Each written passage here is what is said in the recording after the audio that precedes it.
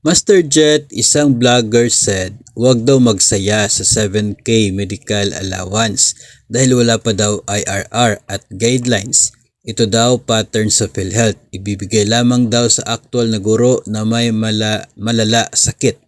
Pag healthy guro, mananatili pundo. Totoo ba, Master Jet? Kasi daw babagsak kaban ng bayan pag basta ibigay sa wala namang sakit.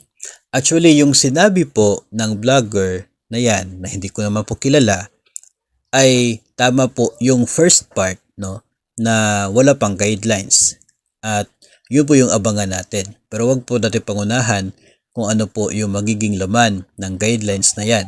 Pag-usapan naman po natin yan, maigi itong medical assistance na ito, medical allowance kapag lalabas na yung guidelines. Magre-react tayo base sa laman ng guidelines. Wag nating pangunahan yung medical allowance na yan na magsisimula pa sa 2025. Pero ito po yung sabi ng Executive Order number 64, Section 7 on Medical Allowance. Ito po ay ibibigay in the amount that exceeding 7,000 per annum shall be granted to each qualified government civilian personnel as a subsidy for the availment of Health Maintenance Organization or HMO type benefits. Ang hindi ko po talaga alam sa ngayon, no, hindi pa po ako familiar sa ngayon, ang tinutukoy nito pong mga HMO benefits. May nabasa po ako na it would somehow like an insurance or parang ganun po, no.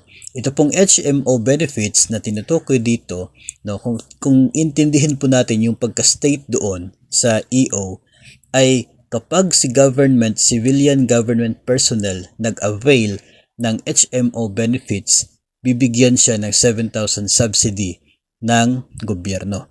Kaya baka may punto yung vlogger. Pero as I said, wag nating pangunahan. Kasi hindi naman po malinaw sa ngayon kung ano talaga yung tinutukoy doon as the HMO benefits na pwede. No, kasi nga sa ngayon, 'di ba, required naman po tayo na magkaroon ng annual medical exam. Baka considered na po 'yon. No, hindi po natin alam.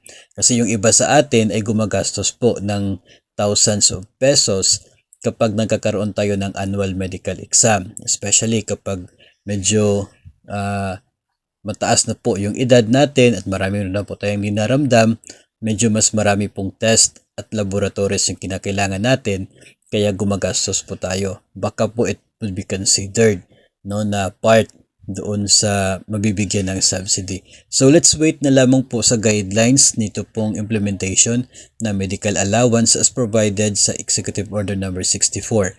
Huwag muna tayong pa-stress dyan hanggat hindi pa po lumalabas yung guidelines.